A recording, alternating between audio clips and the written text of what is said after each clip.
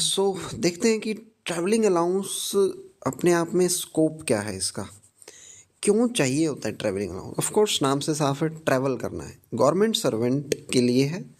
So government servant travel क्यों करता है?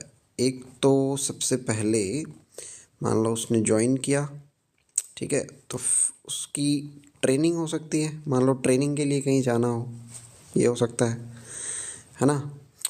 और मान लो उसका किसी और पोस्ट पे ट्रांसफ़र कर दिया गया हो, है ना। ट्रांसफ़र्स होते हैं गवर्नमेंट सर्वेंट्स के, ठीक है। और इसमें भी परमानेंट ट्रांसफ़र भी होता है और टेम्परेरी ट्रांसफ़र भी होता है, ठीक है। और फिर कोई पर्सन रिटायर हो गया हो, रिटायरमेंट पे भी गवर्नमेंट स्पेशल प्रिविलेज देती है गवर्नमेंट सर्वेंट्स को, है ना। ट्रेनिंग के साथ साथ एक चीज़ टूर भी हो सकती है ना। टूर पे भी जाना पड़ता है गवर्नमेंट सर्वेंट्स को। टूर को हम ऑफिशियल पर्पस के लिए यूज़ करते हैं, है ना। ऑफिशियल काम हो कोई तो कहीं जाना पड़ेगा तो टूर हो गया वो। सो ये सब चीज़ें हैं, इनको हम स्टडी करते हैं। क्या क्या एंटाइटलमेंट्स है गवर्नमेंट सर्वेंट की, वो भी देखते हैं।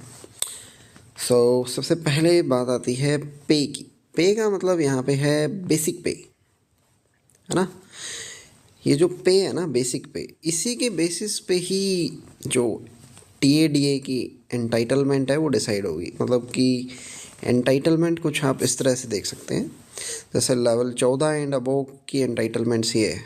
होटल 7500 से ऊपर वाला हो, टैक्सी वगैरह भी ये ले सकते हैं, फूड बिल्स भी ले सकते हैं, 1200 पर डे। मतलब अलग अलग लेवल के हिसाब से पे लेवल इन पे मैट्रिक्स, इसके बेसिस पे एंटाइटलमेंट डिसाइड होती है, ठीक है। ऊपर इतना ही था, इसमें और कुछ पढ़ने वाला नहीं है। और ये जो है ना एनपीए जो होता है ना, नॉन प्रैक्टिसिंग अलाउंस, और मिलिट्री सर्विस पे या कोई और स्पेशल पे, ये सब पे की डेफिनेशन में नहीं आएगी, है ना। हम देखते हैं, ये इतना इम्पोर्टेंट नहीं है, इसको हटाते हैं। एंटाइटलमेंट्स देखते हैं। डेली अलाउंस, हम डेली अलाउंस देखते हैं क्या होता है। देखो, डेली अलाउंस जो है ना, ये एक सबसेट है ट्रैवलिंग अलाउंस का, यानी टीए का। टीए के अंदर ही एक चीज़ आती है डेली अलाउंस, और टीए का ही एक पार्ट है fare. Fare by let's say train, bus, और बाय कोई जहाज, ठीक है। ये बड़ी टर्म होगी। और इसी के अंदर ही आ जाता है माइलेज अलाउंस, यानी आप ऑटो वगैरह से ट्रैवल करते हो, उससे हो जाता है माइलेज, यानी वो पर माइल के हिसाब से तो माइलेज। फेयर हो गया, आप जैसे यहाँ से दिल्ली से चेन्नई जाना है लेट से, तो आप पहले ट्रेन से जाओगे, ठीक है। तो ट्रेन, बस या जहाज से जाओगे, है ना। तो वो हो गया फेयर का पार्ट, है ना। ये तीन चीज़ें होती है, एक तो माइलेज, एक डेली अलाउंस और फेयर। फेयर और माइलेज अलाउंस, ये जो माइलेज है ये तो क्लियर है आपको, है ना। देखो, फेयर लेके हम लेट से जहाँ ट्रेन लेके हम चेन्नई पहुँच गए, ये तो फेयर में आ गया, ठीक है। वहाँ हमने अपनी जगह जहाँ जाना था वहाँ पे ऑटो लिया, तो उसका माइलेज अलाउंस, जो माइलेज है उसके थ्रू कैलकुलेट हो जाएगा, ठीक है। अब डेली अलाउंस, अब वहाँ जाके हम रहेंगे तो डेली अलाउंस में आ जाएगा हमारा, नीचे चलते हैं, होटल, हम रुकेंगे कहीं, ठीक है। और टैक्सी वगैरह के चार्जेस वो भी इसी में ही आ जाते हैं, है ना। और खाना, बेसिकली खाना, रहना और लोकल ट्रैवल, ये तीन चीज़ें आ जाती है इसमें डेली अलाउंस में, ठीक है। और ये जो डीए है ना, ये ट्रैवलिंग अलाउंस का ही पार्ट है एक तरह से। सेपरेट ट्रीट करना चाहो सेपरेट भी कर सकते हो, बट मोटा मोटी ये चीज़ें होती हैं, है ना। इसको फिर से अच्छे से समझ लेते हैं एक बार के लिए। मान लो ये दिल्ली है, यहाँ से कोई बंदा ट्रेन लेके जाता है चेन्नई, राइट। तो ये जो ट्रेन से जाना हो गया एक, तो ये तो आ गया फेयर में, ठीक है। चेन्नई पहुंच के ये ऑटो से ट्रैवल करता है, ठीक है। यहाँ जाके ये होटल लेता है, ठीक है। यहाँ पे ये खाना खाता है, फूड, ठीक है। तो ये तीनों चीज़ें आ गई, डेली अलाउंस का पार्ट हो गई। ये ट्रेन से या हवाई जहाज़ से या जहाज़ कोई जो एरोप्लेन होती है उससे ट्रैवल करके गया है, तो ये हो जाएगा टीए का पार्ट, ठीक है। और ये हो गया डीए का पार्ट, ठीक है। ये बेसिक कॉन्सेप्ट क्लियर हुआ। अब हम आगे बढ़ते हैं, ठीक है। ये बहुत इंपॉर्टेंट पार्ट था, इसी में कन्फ्यूजन होती है लोगों को। फाइन। सो डेली अलाउंस की एंटाइटलमेंट्स आप देख सकते हैं एक बार। इसमें मैं याद तो क्या ही करवाऊँ, इसमें आप इसको इस ये जो एंटाइटलमेंट है आप इसका स्क्रीनशॉट ले सकते हैं, ठीक है, और याद रख सकते हैं बेसिकली।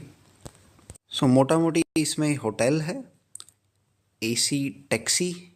टैक्सी अलग अलग एंटाइटलमेंट है, किसी को एसी मिलता है, किसी को नहीं मिलता, ठीक है। और फूड बिल्स, ये अलग अलग एंटाइटलमेंट दी हुई है, आप इसका स्क्रीनशॉट लेके रख सकते हैं और एग्ज़ाम से पहले आप इसको बार बार देख सकते हैं।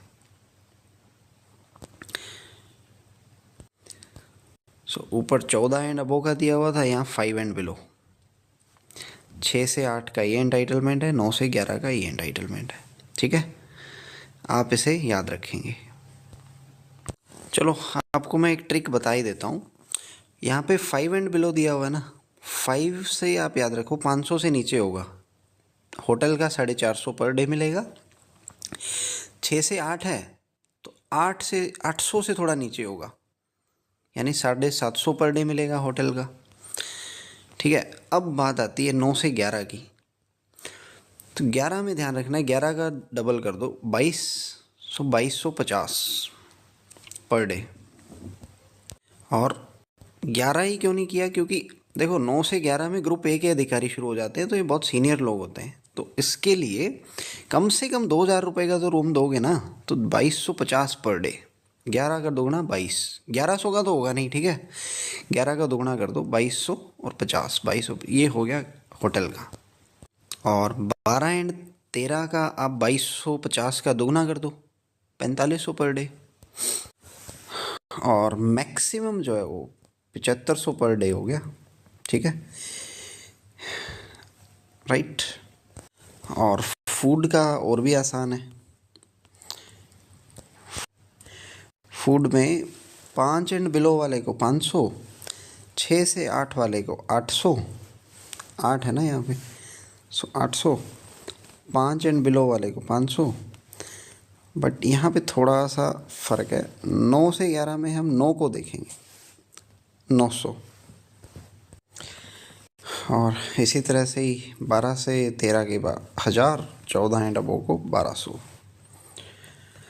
एक क्वेश्चन यहाँ ये आ सकता है कि एसी टैक्सी किस लेवल से शुरू हो जाती है। देखो 12 एंड 13 पे एसी है, 9 टू 11 में नॉन एसी है, ठीक है। तो एसी शुरू होती है 12 एंड 13। इसको याद करने का भी तरीका बता देता हूँ।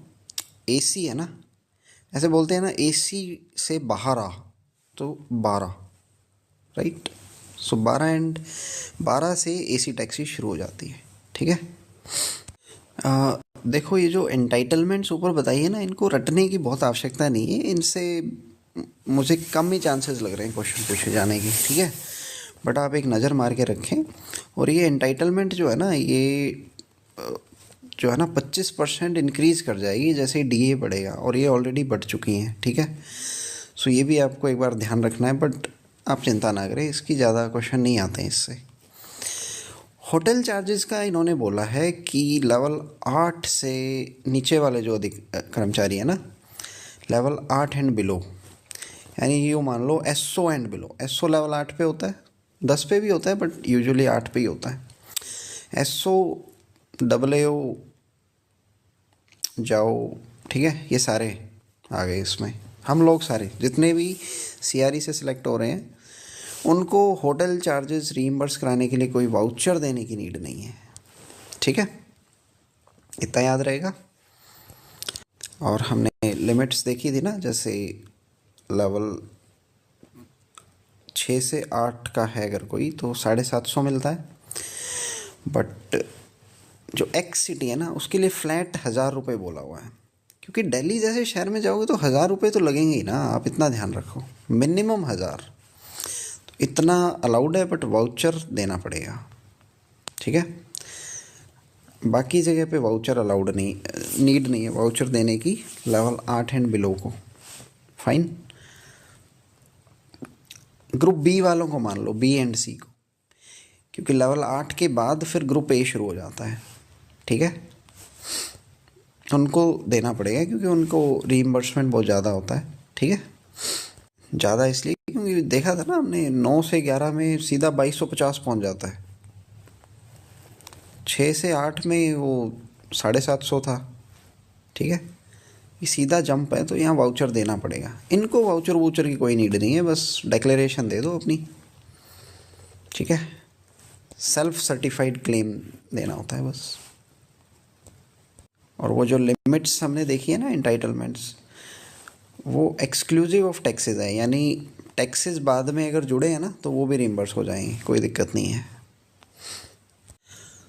होटल के लिए 8 से नीचे वालों को नहीं है, और ट्रैवलिंग के लिए लेवल 11 एंड बिलो को कोई वाउचर की नीड नहीं है। ठीक है, क्योंकि ये बेचारे नॉन एसी में ट्रैवल करते हैं 11 एंड बिलो वाले। तो टैक्सी हमने देखा था ना, एसी टैक्सी, एसी से बाहर 12 है ना, यहाँ से एसी शुरू हो जाता है, तो इनको वाउचर देने पड़ेंगे। 11 एंड बिलो को कोई वाउचर की नीड नहीं, क्योंकि ये बेचारे नॉन एसी में ट्रैवल कर रहे हैं। ठीक है, याद करने का तरीका है ये, है ना। अच्छा, हमने ये तो टैक्सी वगैरह की बात की। कोई बंदा अगर पैदल चलेगा तो उसको 12 रुपये पर किलोमीटर मिलेंगे, है ना। इसको भी याद करने का यही तरीका है, फुट पे चल के बाहर आ। ठीक है, 12 रुपये पर किलोमीटर, ईजी है याद करना। और अगर फ्री बोर्डिंग लॉजिंग दी जा रही है और उसके बावजूद भी आपने कोई खर्चा किया है तो वो भी रीइंबर्स हो जाएगा। ठीक है, इतनी सी बात है। और अब हमने ट्रैवलिंग का देख लिया है, अब हम देखते हैं खाने का क्या रहेगा। फूड चार्जेस, तो फूड बिल्स वगैरह सेपरेटली रीइंबर्स नहीं करे जाएंगे। ये जो हमें ऊपर डीए की एक लमसम अमाउंट मिलेगी ना, जो जैसे लमसम में होटल हो गया प्लस जो खाने का हो गया, है ना, फूड, ऊपर हमने देखा था ना टेबल में, वो जो लमसम मिलेगा ना, उसी का ही एक परसेंटेज दे दिया जाएगा बेस्ड ऑन टाइमिंग। ठीक है, वो इस टेबल के हिसाब से होगा। अगर मान लो आप टूर पे गए हैं जो 6 घंटे से कम का है, तो 30%, है ना, ऑफ लमसम अमाउंट। ऊपर लमसम देखा था ना हमने। ठीक है, और अगर 6 से 12 घंटे का अगर एब्सेंस तो 70%, 30, 70, 100 ऐसे याद रखो। 6, 12, 12 से अबो।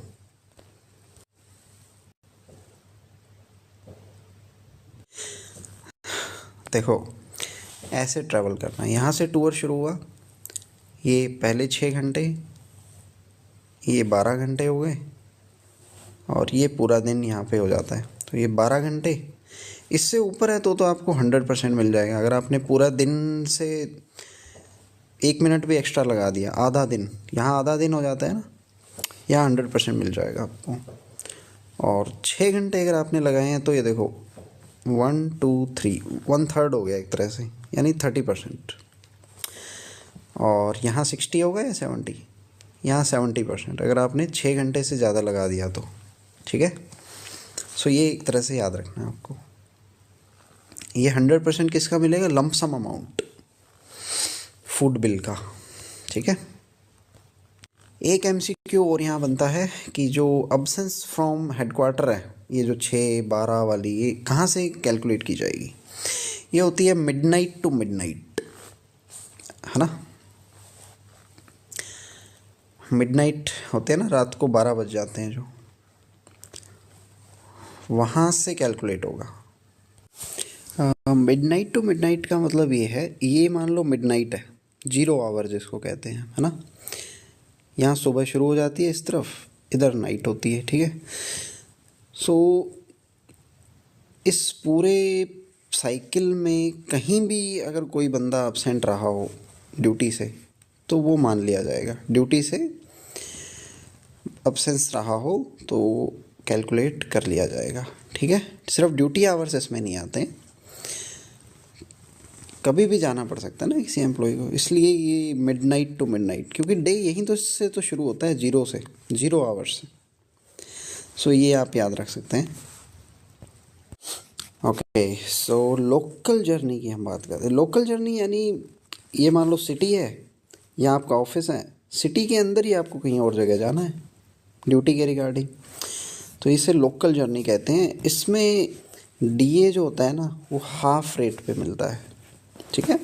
DA हमने देखा था ना, इसमें हमारा फूड आता है, होटल आता है और टैक्सी, ठीक है।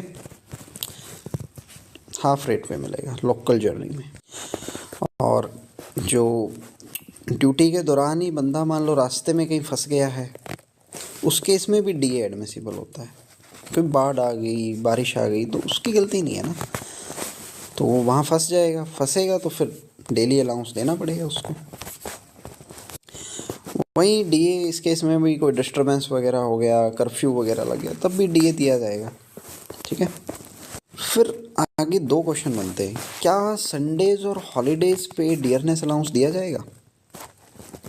मान लो कोई बंदा लंबे टूर पे गया है और वहाँ वो संडे या हॉलीडे मना रहा है, तो कोई DA नहीं दिया जाएगा।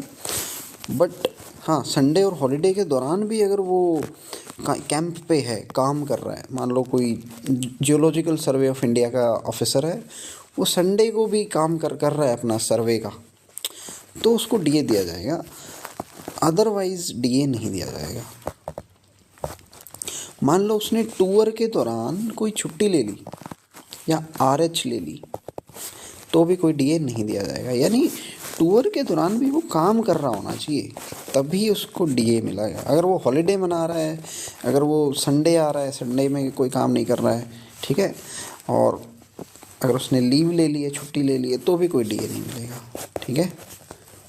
सरकार का काम कर रहा होना चाहिए, ये कंडीशन है। और जो डियरनेस अलाउंस देती है सरकार, वो कब तक मिलेगा? वो मिलेगा सिर्फ 180 डेज़ के लिए, यानी 6 महीने के लिए। 6 महीने से ज़्यादा का अगर हॉल्ट है ना, तो उसको ट्रांसफ़र मान लिया जाता है, तो DA की ज़रूरत ही नहीं है, फिर वो ट्रांसफ़र की कैटेगरी में काउंट होगा। सो ये हमें 180 डेज़ की लिमिट याद रखनी है कि फुल DA जो है ना, वो फर्स्ट 180 डेज़ के लिए ही मिलता है सिर्फ। ओके, सो अब देखते हैं TA on tour. So TA में ये देखो यहाँ दिया हुआ है ना, डेली अलाउंस भी आता है, ठीक है। और फेयर हमने देखा ही था, किराया, यानी रेल, रोड, एयर, सी, किसी भी मीन से गया हो, ट्रेन से गया हो, हवाई जहाज से गया हो, वो किराया मिलेगा। और रोड माइलेज मिलेगी लोकल जर्नी के लिए। इसमें बेसिकली जो हमारा टैक्सी, ऑटो वगैरह होता है ना, ये काउंट होगा इसमें, ठीक है। फिर ये एंटाइटलमेंट बहुत इंपॉर्टेंट है, यहाँ से क्वेश्चन आता है, ठीक है। पहले हम देखते हैं 14 एंड अबो और 5 एंड बिलो। लेवल 5 से नीचे वाले जो है ना, यानी ग्रुप C वाले बंदे, ग्रुप C हो गया ना, इनको तो मिलेगा AC third class, third AC, या AC chair car by train, ठीक है। और जो 14 एंड अबो है, ये प्रीमियम सबसे बड़ा हो गया, ये जॉइंट सेक्रेटरी का लेवल होता है, ये बहुत सीनियर लोग होते हैं।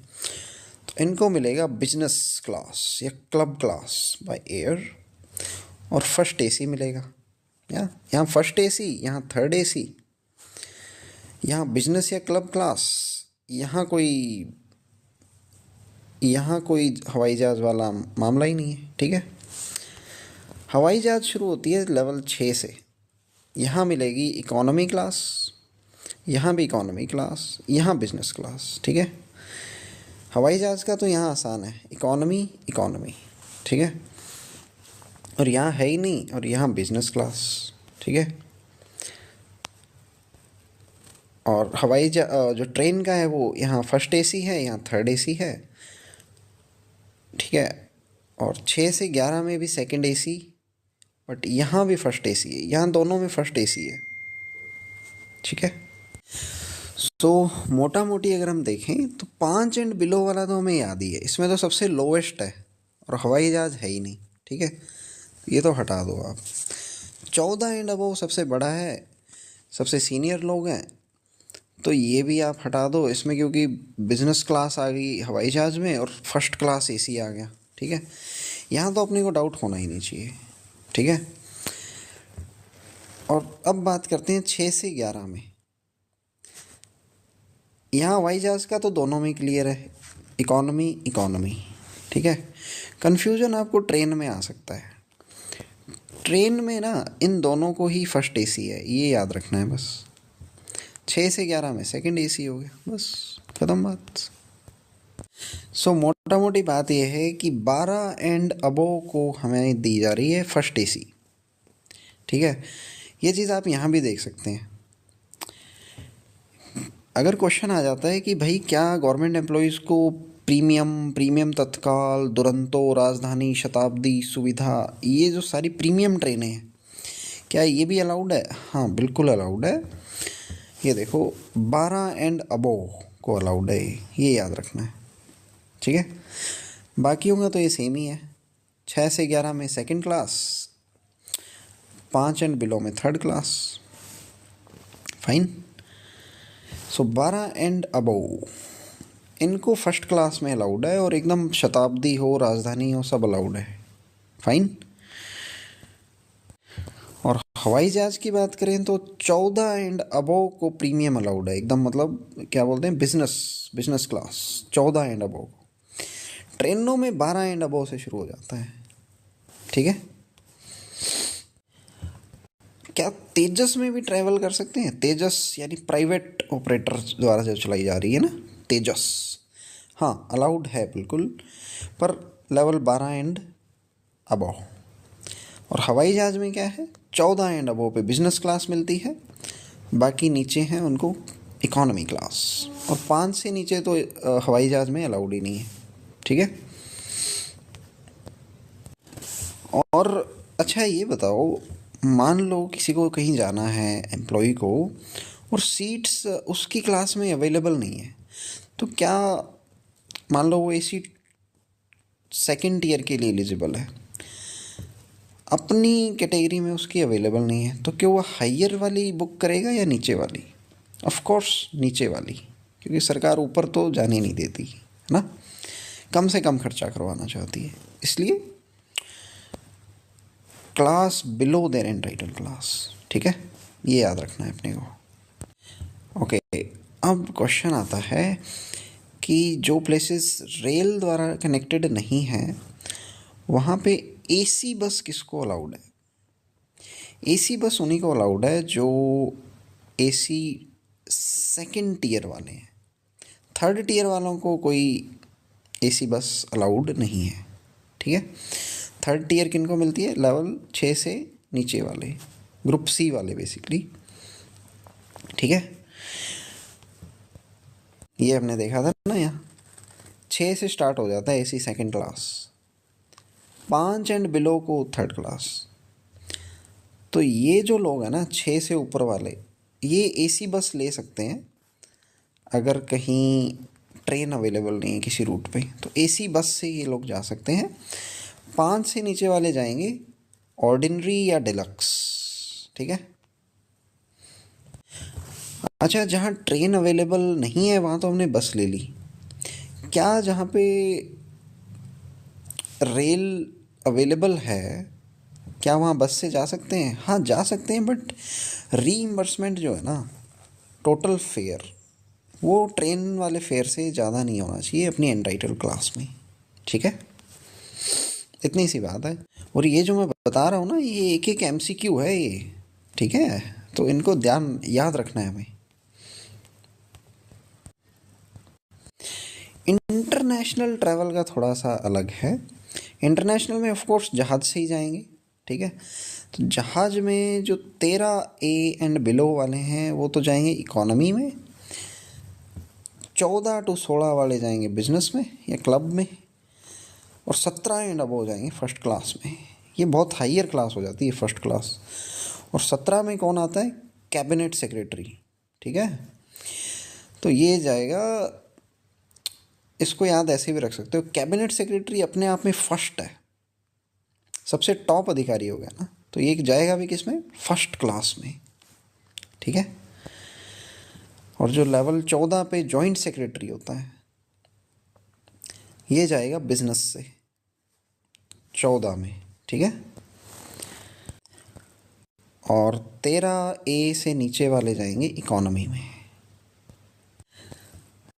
जो पानी वाले जहाज हैं उनकी एंटाइटलमेंट यहाँ पे दी हुई है।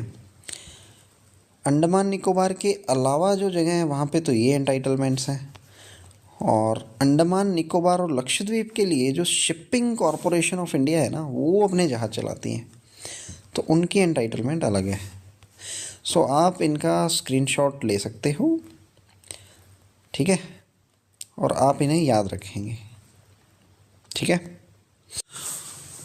ओके, सो फिर जो रोड से जर्नी करते हैं ना, उसके लिए हमने देखा था माइलेज अलाउंस मिलता है हमें, माइलेज अलाउंस, क्योंकि रोड पे जो डिस्टेंस जो निकाला जाता है ना, माइल्स, किलोमीटर के हिसाब से निकाला जाता है, इसलिए माइलेज अलाउंस दिया जाता है, ठीक है।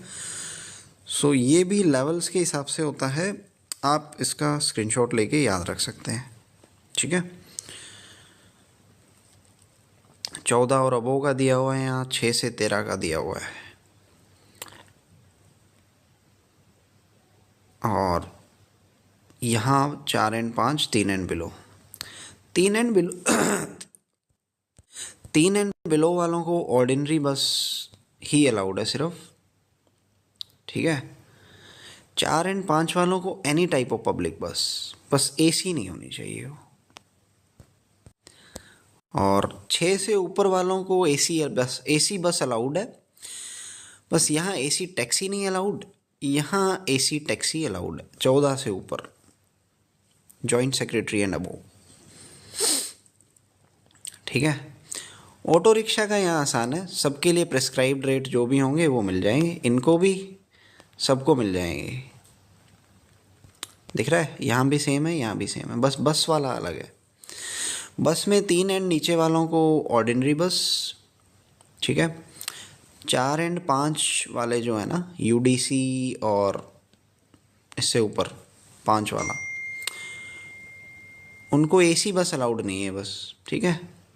बाकियों को एसी बस अलाउड है ऊपर वालों को, और 14 एंड अबोव वालों को तो एसी टैक्सी भी अलाउड है, ठीक है। और यहाँ 6 से 13 वालों को टैक्सी अलाउड है, बट एसी टैक्सी नहीं अलाउड।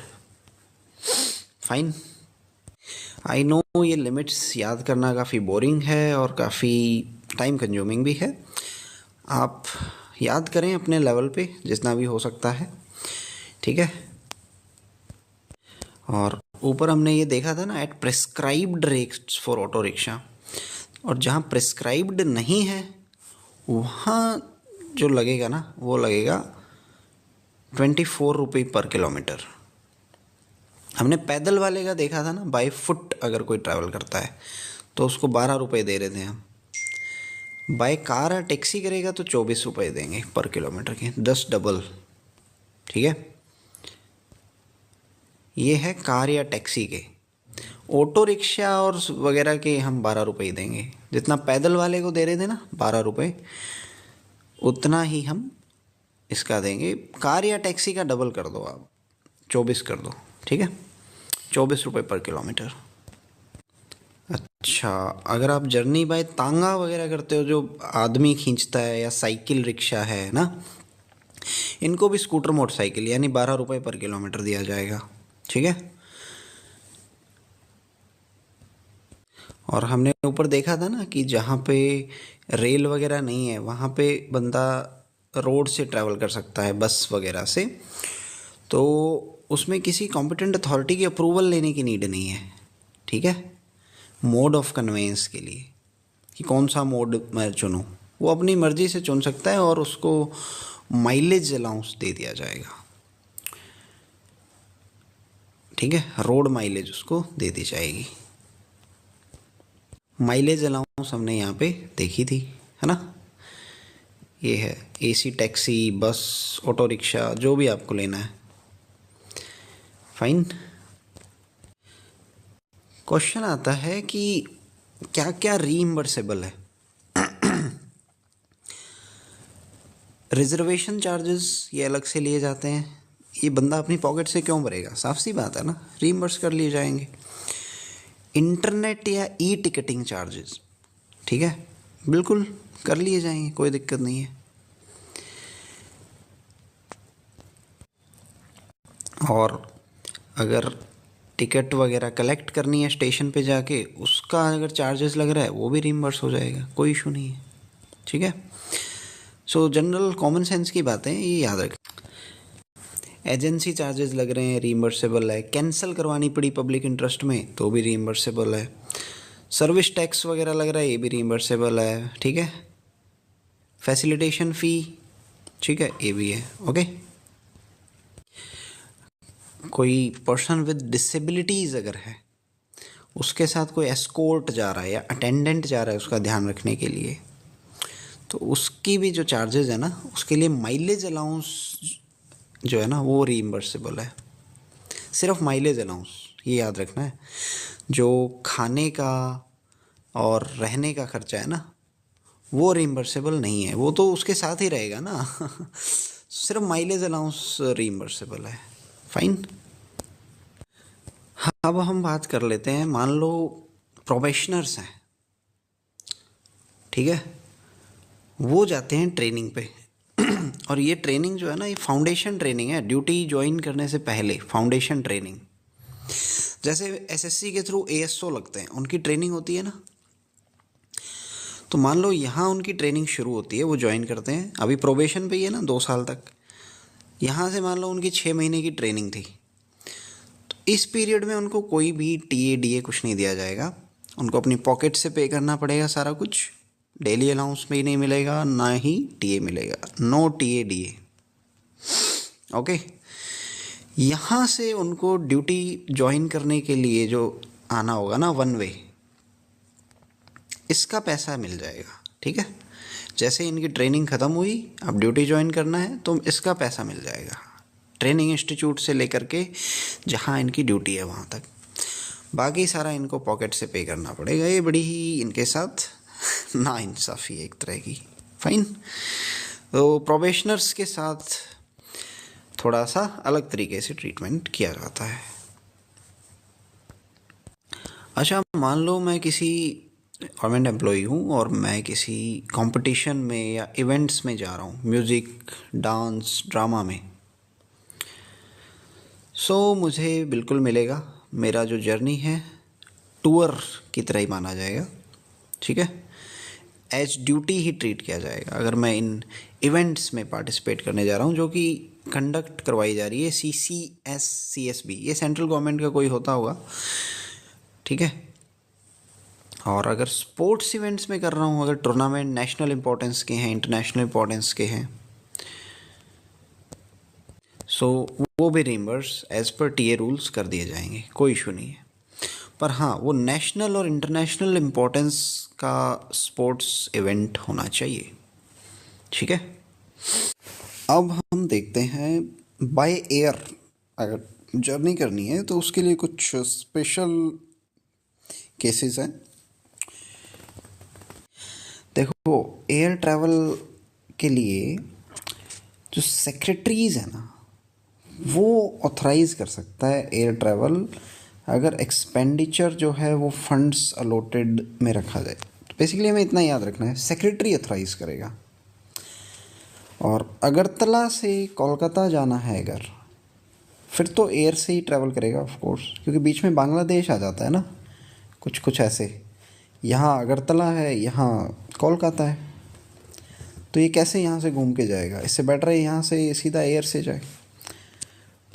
और बाकी के केसेस में सेक्रेटरीज जो है ना, वो ऑथराइज कर सकते हैं एयर ट्रैवल, ठीक है। नॉन एंटाइटल्ड लोगों की हम बात करें, एंटाइटल्ड है वो तो जा ही सकते हैं ना।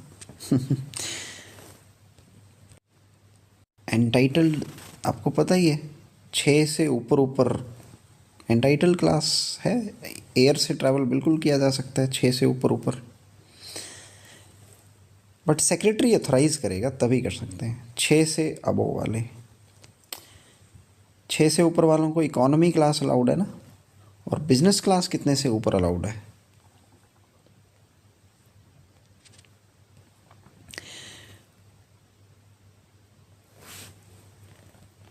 ये एंटाइटलमेंट आप यहाँ देख सकते हैं, 14 से ऊपर वालों को बिजनेस क्लास अलाउड है, ठीक है। और बाहर इंडिया के आपको पता है फर्स्ट क्लास आदमी कौन है? कैबिनेट सेक्रेटरी, यानी 17 से ऊपर। और बिजनेस सेम ही है, 14 से ऊपर। इकॉनमी 13 से नीचे, बाकी सारे इकॉनमी में जाएंगे, इंटरनेशनल में। सो ये आप स्क्रीनशॉट लेके रखें, याद रखना है। यहाँ से क्वेश्चन बनने की संभावना है। ये कुछ स्पेशल केसेस हैं। कोई मंत्री है मान लो, ठीक है, उसको बाय एयर ट्रैवल करना है, तो उसका एक पर्सनल स्टाफ जो है ना, वो उसके साथ जा सकता है, कोई इशू नहीं है, भले ही वो नॉन एंटाइटल्ड क्यों ना हो। मान लो लेवल 4 का कोई स्टेनोग्राफर है, तो वो इस मंत्री के साथ जा सकता है, कोई इशू नहीं, क्योंकि एंटाइटल्ड नहीं है ना ये। वैसे ही कोई वीआईपी या फॉरेन डेलीगेशन है, उसके साथ भी एक नॉन एंटाइटल्ड ऑफिसर जा सकता है। इसकी परमिशन कौन देगा? फाइनेंशियल एडवाइजर, यानी एफए।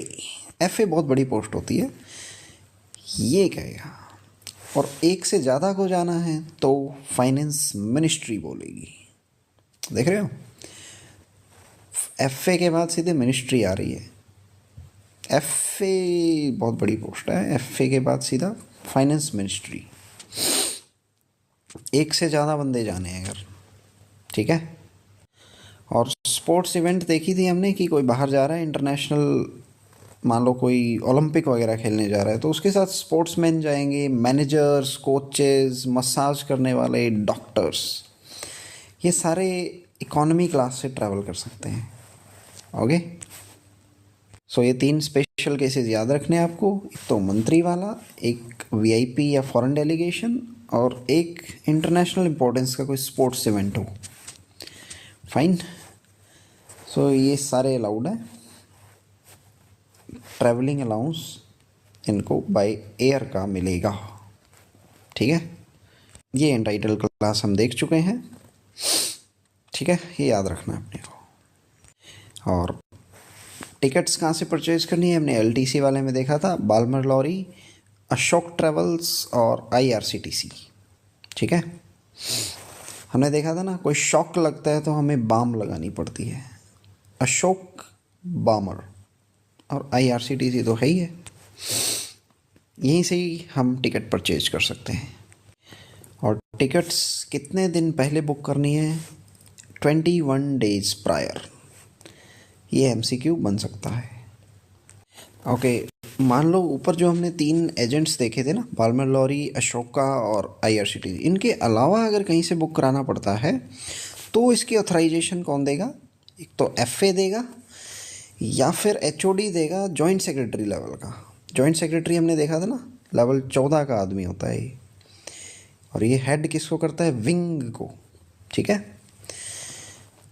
और एफए भी 14 का ही होता है, कुछ जगह 13 का भी होता है। तो ये बहुत सीनियर लोग होते हैं, जेएस, सीनियर आईएएस जेएस बनता है, और सीनियर अकाउंट सर्विस से आने वाला बंदा एफए बनता है, फाइनेंशियल एडवाइज़र।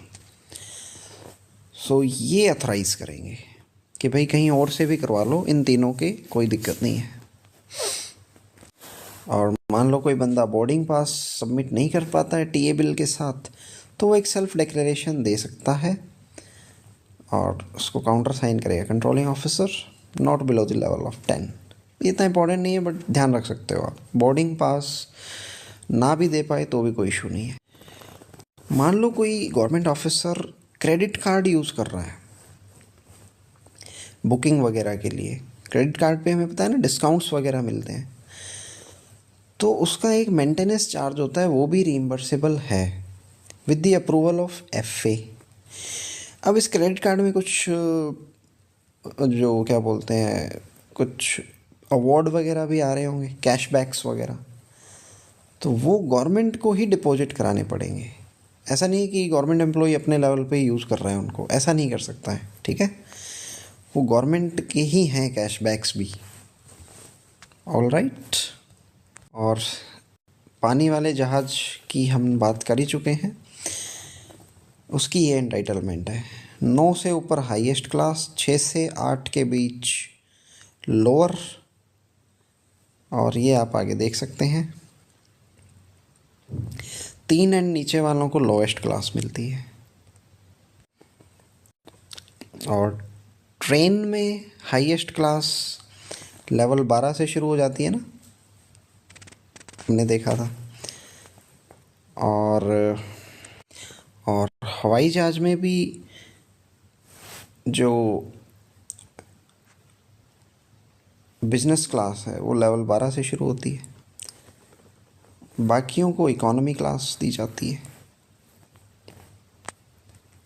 थोड़ा सा मैंने यहाँ गलती कर दी, यहाँ पे 13 से नीचे वालों को इकोनॉमी, 14 से ऊपर वालों को बिज़नेस क्लास, ठीक है। सो हवाई जहाज़ में 14 से ऊपर वालों को हाईएस्ट क्लास मिलती है, यानी बिज़नेस क्लास। ट्रेन में लेवल 12 से ऊपर वालों को, ठीक है। और जो हमारा पानी वाला जहाज़ है उसमें लेवल 9 से ऊपर वालों को हाईएस्ट क्लास मिलती है, और 3 से नीचे वालों को लोएस्ट क्लास, ठीक है। हवाई जहाज़ में तो ऐसा कोई डिस्टिंक्शन है ही नहीं ज़्यादा, यहाँ तो इकोनॉमी और बिज़नेस 2 ही क्लास होती है, ठीक है। और बाय ट्रेन का हमने देखा ही था, 12 से ऊपर हाईएस्ट क्लास होगी फर्स्ट क्लास, और 5 से नीचे वालों को थर्ड क्लास, 6 से 11 वालों को सेकंड क्लास। और अंडमान निकोबार वगैरह ट्रैवल करना है तो फिर ये थोड़ा अलग है। 9 एंड, ये शिपिंग कॉरपोरेशन ऑफ इंडिया चलाता है, ये याद रखना है। 3 एंड बिलो के लिए बंक क्लास, 9 एंड अबो के लिए डिलक्स क्लास। बाकी ये देख ही सकते हो, फर्स्ट सेकंड, ये ऐसी कैटेगरी बांटी हुई है, फाइन। फिर हम बात करते हैं टीए फॉर लोकल जर्नी। अभी हम बात कर रहे थे कहीं दूर जगह पे जाके कोई ड्यूटी वगैरह करनी है, ठीक है। अब हम लोकल की बात करेंगे। मान लो दिल्ली है, ठीक है, सिटी के अंदर ही माना जाता है इसको, ठीक है। और ये 8 किलोमीटर से ज़्यादा की होनी चाहिए, ठीक है, बट होनी चाहिए with in the limits of suburban और अदर म्यूनिसिपैलिटीज़, ठीक है। तो लोकल जर्नी ये होगी, ये मान लो दिल्ली है पूरा, यहाँ उसका ऑफिस है, यहाँ इसको ड्यूटी करने के लिए for the time being journey करनी पड़ रही है, तो ये लोकल जर्नी मानी जाएगी। बस ये 8 किलोमीटर से ज़्यादा, यहाँ से एमसीक्यू बनेगा ही बनेगा।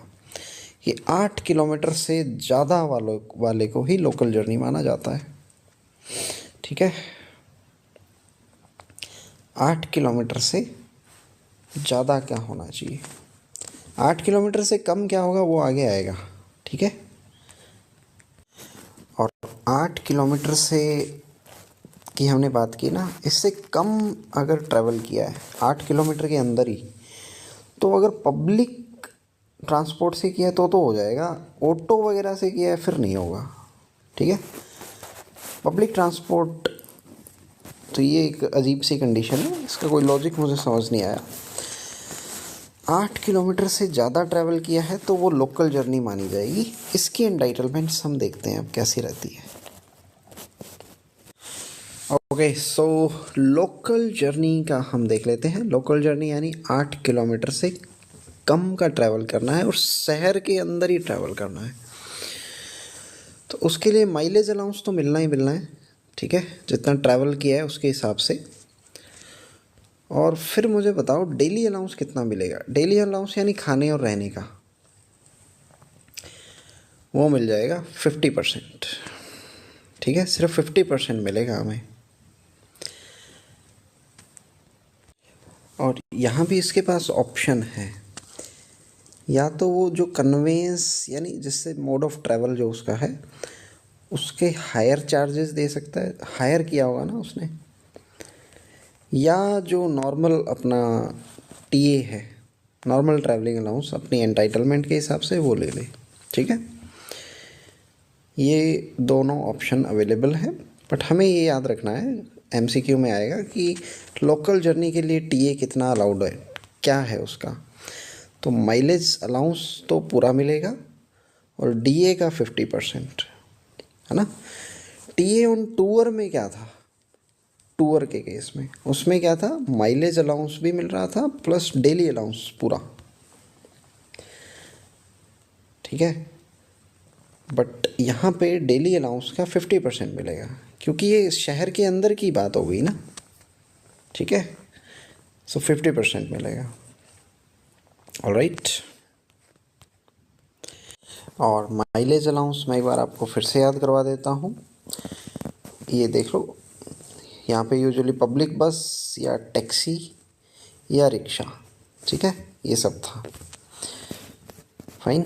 और लोकल जर्नी जो है वो बाय बस ही ट्रैवल करना है नॉर्मली, या लोकल ट्रेन्स या ऑन कन्वेंस, ठीक है। और टैक्सी वगैरह से अगर जाना है तो स्पेशल परमिशन लेनी पड़ेगी, प्रायर परमिशन में लेनी पड़ेगी सुपीरियर अथॉरिटी की, ये इम्पोर्टेंट है, ठीक है। और एक पॉइंट और है, अगर मोर देन 1 ऑफिसर्स को डेप्यूट किया गया है ड्यूटी के लिए तो उनको हायर कर लेना चाहिए टैक्सी, शेयरिंग बेसिस पे, ठीक है। ये भी इम्पोर्टेंट है। और मैंने पहले ही आपको बताया 8 किलोमीटर के अंदर अंदर कोई डिस्टेंस है तो वो पब्लिक कन्वेंस से परफॉर्म करनी है तो ही मिलेगा, फाइन, रीइंबर्समेंट। और हाँ, ये जो लोकल जर्नी है ना, इसमें बोला तो गया है बस वगैरह का, पर ये बस वगैरह से कोई नहीं जाता है, हर कोई अपनी सुपीरियर अथॉरिटी से परमिशन लेता है और टैक्सी स्कूटर वगैरह ये सब करवा के चला जाता है ना, यही होता है यूजुअली। और अगर कन्वेंस यानी मोड ऑफ आने जाने का जो साधन है कन्वेंस, वो फ्री में अवेलेबल करा दिया गया है तो माइलेज अलाउंस मिलेगा नहीं, तो सिर्फ डीए ही मिलेगा। और डीए जो होता है ना लोकल जर्नी में, उसमें होटल वगैरह का खर्चा नहीं मिलता है, ये ध्यान रखना, ठीक है। इसमें सिर्फ और सिर्फ खाने का खर्चा मिलता है, फूड का, और वो भी कितना, 50%, हमने देखा ना ऊपर। ये यहाँ पे दिया हुआ भी है, DA for local journey. Local journey यानी बियॉन्ड 8 किलोमीटर, इसके लिए होटल मिलेगा नहीं, ठीक है।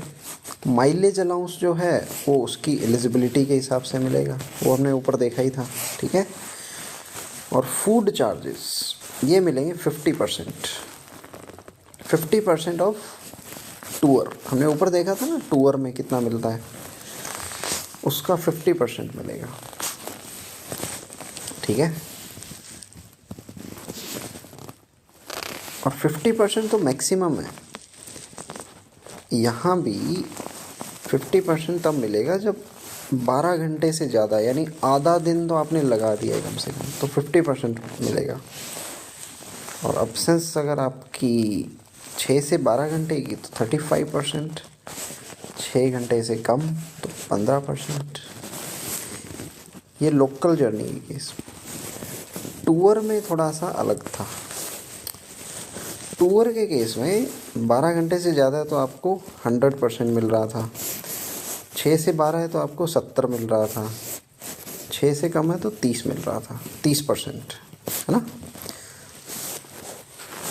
यहाँ पे सारा आधा आधा हो गया, 30 की जगह 15 हो गया, 70 की जगह 35, 100 की जगह 50। तो ये बात है लोकल जर्नी की। लोकल जर्नी में पूरा 50% हो जाता है, याद रहेगा। फाइन, इसका स्क्रीनशॉट ले सकते हैं आप।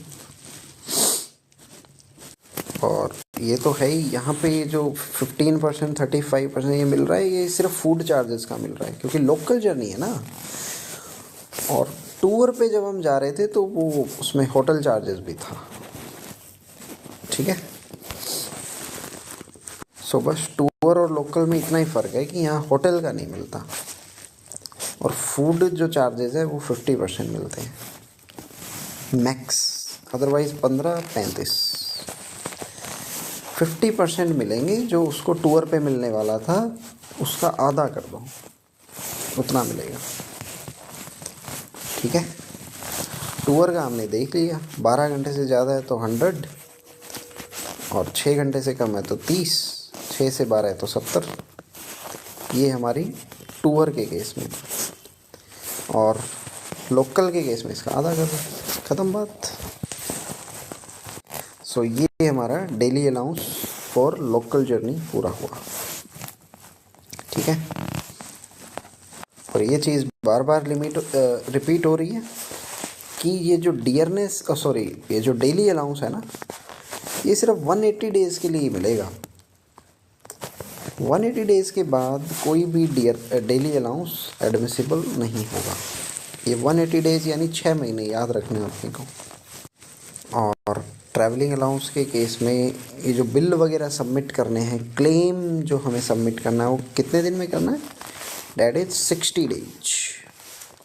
जैसे ही आप अपनी जर्नी कंप्लीट करके आते हो उसके 60 दिन के अंदर अंदर, यानी 2 महीने के अंदर अंदर, 2 मंथ्स।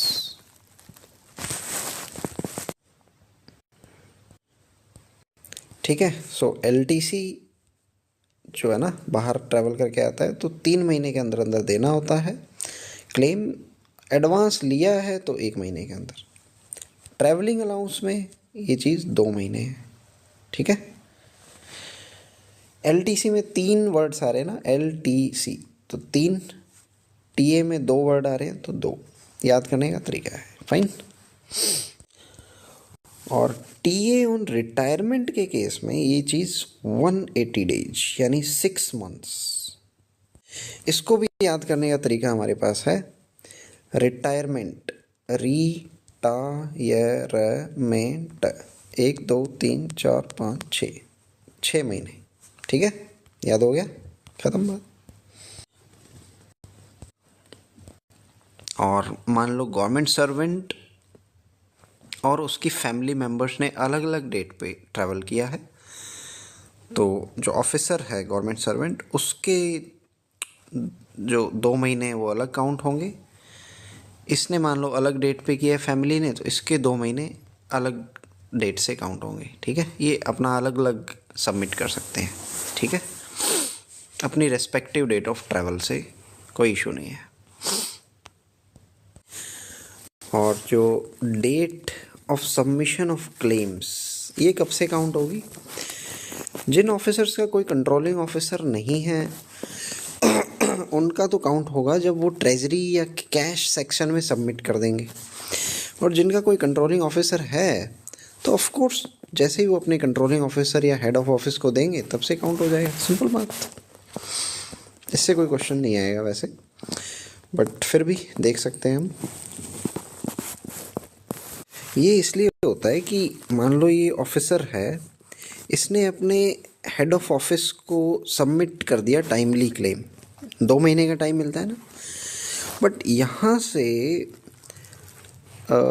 आगे जो ट्रेजरी जहाँ पे पैसा रीइंबर्स होना है, वहाँ तक जाने में मान लो 2 महीने से ज़्यादा का टाइम लग गया, 2 महीने से ज़्यादा, तो इसमें एम्प्लॉई की गलती क्या है ना, इसकी कोई गलती नहीं है। तो इसका जो क्लेम सबमिशन है वो जिस डेट को इसने हेड ऑफ ऑफिस को दिया था वहीं से ही काउंट किया जाएगा, भले ये ट्रेजरी में 10 साल बाद गया हो, कोई इशू नहीं है। ठीक है, ओके। और अगर हमें कोई पूछ ले कि भाई जो ट्रैवलिंग अलाउंस का क्लेम था वो 1 साल से ज़्यादा तक ऐसे ही पड़ा रहा, उसका कुछ नहीं किया हेड ऑफ डिपार्टमेंट, तो जो हेड ऑफ डिपार्टमेंट है वो उसको इन्वेस्टिगेट करेगा, और अगर वो सेटिस्फाइड हुआ कि भाई जेन्युइन है ये क्लेम, तो फिर वो आगे भेज देगा और डिस्पर्सिंग अकाउंट ऑफिसर वगैरह इसको यूजुअल चेक के बाद रीमर्स कर देंगे। ठीक है, बट यहाँ पे इन्वेस्टिगेट करना ज़रूरी है हेड ऑफ डिपार्टमेंट के द्वारा। ठीक है, और ये 1 ईयर इम्पॉर्टेंट है यहाँ। ठीक है, ये जो क्लेम है ना ट्रैवलिंग अलाउंस का, ये अगर ऐसे ही ठंडे बस्ते में पड़ा रहा 1 साल तक, तो इसकी जांच करवानी ज़रूरी है हेड ऑफ डिपार्टमेंट के द्वारा। ठीक है, उसके बाद ही अकाउंट ऑफिसर या डिस्पर्सिंग ऑफिसर जो है वो रिलीज़ करेगा पेमेंट। ओके, सो अब हम बात करते हैं, अगर ट्रेनिंग के लिए अगर हमें भेजा गया है कहीं, तो उस केस में क्या टीए की एंटाइटलमेंट्स हैं। सो प्रोबेशनर को तो हमने देखा था कुछ नहीं मिलता, ठीक है, सीधी सी बात है। बाकी एम्प्लॉयज़ के लिए TA and DA as on tour, जो टूर पे हमने देखा था ना, वही सेम एंटाइटलमेंट रहेगी। और मान लो जो ट्रेनिंग इंस्टीट्यूट है जहाँ ट्रेनिंग हो रही है वहाँ कोई बोर्डिंग एंड लॉजिंग फैसिलिटी नहीं दी हुई है, तो पहले 180 डेज़ के लिए पूरा डीए दिया जाएगा। डीए में हमें पता है ना, माइलेज अलाउंस भी आ गया, फूड भी आ गया, और होटल चार्जेस भी आ गए। ठीक है, ये पूरा दिया जाएगा फुल पहले 180 डेज़ के लिए। ठीक है, क्योंकि यहाँ बोर्डिंग और लॉजिंग प्रोवाइड नहीं करवाई जा रही है, तो ये अपने लेवल पे बोर्डिंग यानी माइलेज अलाउंस, लॉजिंग यानी होटल, ठीक है, और फूड ये अपने लेवल पे करेगा। तो इसको पहले 180 डेज़ के लिए तो पूरा दिया जाएगा, और उसके बाद कुछ नहीं दिया जाएगा, क्योंकि उसके बाद अगर जाता है तो उसको ट्रांसफ़र मान लिया जाता है, तो उसको फिर ट्रांसफ़र टीए दिया जाएगा। ठीक है, ट्रांसफ़र टीए हम आगे पढ़ेंगे। ट्रांसफ़र टीए बेसिकली उसमें एक चीज़ एक्स्ट्रा होती है, कंपोजिट ट्रांसफ़र ग्रांट। उसको एक ग्रांट दी जाती है जो 80% ऑफ हिज सैलरी बेसिक पे होती है ना। तो ट्रांसफ़र टीटीए उसको बोलते हैं। उसके कई कंपोनेंट होते हैं, एक तो सीटीजी होता है, मैंने बात किया 80% ऑफ बेसिक। एक कंपोनेंट उसका नॉर्मल हमारा ट्रैवलिंग का खर्चा हो गया। ठीक है, और भी आता है उसमें, पर्सनल सामान वगैरह ट्रांसफ़र करना, ये सब आ जाता है, पर वो ट्रेनिंग के दौरान तो ऐसा होगा नहीं, तो ये सब उसको दिया जाएगा अगर 180 डेज से ज़्यादा की ट्रेनिंग है। और फर्स्ट 180 डेज़ के लिए तो नॉर्मल जो हमारा डेली अलाउंस है वो दिया जाएगा, कोई इशू नहीं है। और जहाँ पे बोर्डिंग लॉजिंग और खाने पीने का जुगाड़ है वहाँ पे थोड़ा अलग होगा। वहाँ पहले 30 दिन के लिए तो पूरा डीए दिया जाएगा। ठीक है, पहले 1 महीने तो पूरा दे दिया, उसके बाद के 150 डेज में हाफ कर दिया जाएगा। यहाँ फुल डीए पूरा 180 डेज मिल रहा था, यहाँ फुल डीए सिर्फ, अगर ये हम देख चुके हैं, अगर 180 डेज से ज़्यादा की अगर ट्रेनिंग है ना, तो उसके पास ऑप्शन होता है कि या तो वो टीए एज ऑन ट्रांसफ़र यानी टीटीए ये क्लेम कर ले, या नॉर्मल जो TA plus DA for first 180 days ये क्लेम कर ले। ये उसके पास ऑप्शन है। ठीक है, ओके। अब बात आती है, मान लो थ्योरेटिकल ट्रेनिंग कहीं और है, प्रैक्टिकल ट्रेनिंग कहीं और है। तो यहाँ के 180 डेज अलग होंगे, यहाँ के 180 डेज अलग होंगे, ठीक है।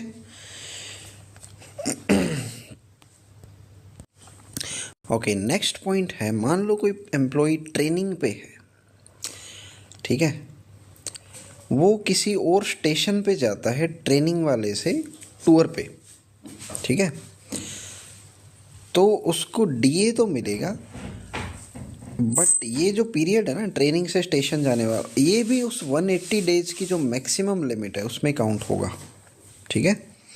वो ये नहीं कह सकता है कि भाई ये 180 डेज से थोड़ा मुझे ज़्यादा दे दो पीरियड डीए का, ये अलाउड नहीं है। डीए की कैलकुलेशन में ये 180 डेज पीरियड में ये भी काउंट होगा, ट्रेनिंग से स्टेशन के दौरान ये जो जहाँ ये टूर पे गया है ना, ये ऑन टूर है ये स्टेशन पे, सो ये भी काउंट होगा। सो जो ऊपर हमने बात की है ना टीएडीए की, वो बात की है मान लो एक सिटी से दूसरे सिटी में कहीं ट्रेनिंग है, मान लो सेम ही सिटी में ये ड्यूटी पॉइंट है, ये ट्रेनिंग है, क्या यहाँ के लिए टीएडीए मिलेगा? नहीं मिलेगा, बिल्कुल भी नहीं मिलेगा, ठीक है। कोई टीएडीए अलाउड नहीं है अगर सेम ही सिटी में सारा कुछ है, हेडक्वार्टर पे अगर है ना, with in same urban agglomeration में है, ठीक है। ओके, सो ट्रेनिंग पे हमने डेब्यूट किया हुआ है बंदे को, तो एचआरए उसको कौन सा मिलेगा? जहाँ ट्रेनिंग पे गया है वो वाला या फिर अपने हेडक्वार्टर वाला? सो हेडक्वार्टर वाला मिलेगा, ट्रेनिंग पे जहाँ गया है वो वाला एचआरए नहीं मिलेगा, ठीक है, ये याद रखना है हमें। अब एक बहुत ही अच्छा सा पॉइंट आता है, TA on temporary transfer. Temporary transfer होता है फॉर शॉर्ट पीरियड, जो 180 दिन से कम का है, ठीक है, 180 दिन से कम का है तो उसको टेम्परेरी ट्रांसफ़र। और इस केस में डीए जो है वो सिर्फ 180 डेज़ के लिए ही मिलेगा, जैसा कि हमने ट्रेनिंग में देखा था ना, शुरू के 180 डेज़ के लिए मिलेगा, और जो जर्नी है वो एज ऑन टूर ही ट्रीट की जाएगी, ठीक है। तो टेम्परेरी ट्रांसफ़र का ये मामला है, इसमें जॉइनिंग टाइम भी नहीं दिया जाता। जो ट्रांसफ़र होती है ना उसमें जॉइनिंग टाइम भी दिया जाता है, यहाँ कोई जॉइनिंग टाइम भी अवेलेबल नहीं है। यहाँ बस जो नॉर्मल ट्रांजिट टाइम है ना, आने जाने का टाइम, बस उतना ही अलाउड है। जॉइनिंग टाइम में थोड़ा एक्स्ट्रा टाइम मिलता है